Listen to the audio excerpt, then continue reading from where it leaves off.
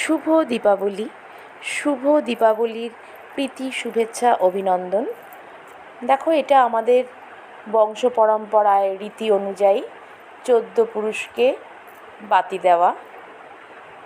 তো এই রীতি অনুযায়ী আমাদের ঠাকুরমশাই মানে আমার হাজবেন্ড এই কাজটা প্রতিবারই করে, তাই তোমাদের সাথে শেয়ার করলাম। এক একজন মানুষের এক এক রকমভাবে নিয়ম থাকে। আমাদের নিয়ম এটা, এই 21টা বাতি এভাবে তৈরি করে তারপরে জ্বালিয়ে পুজো করে প্রত্যেকটা ঘরের মানে 21টা জায়গায় আমাদের এই বাতিগুলো দিতে হয়।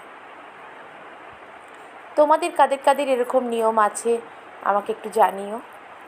নেক্সট টাইম আবার দেখা হবে অন্য কোনো ভ্লগে।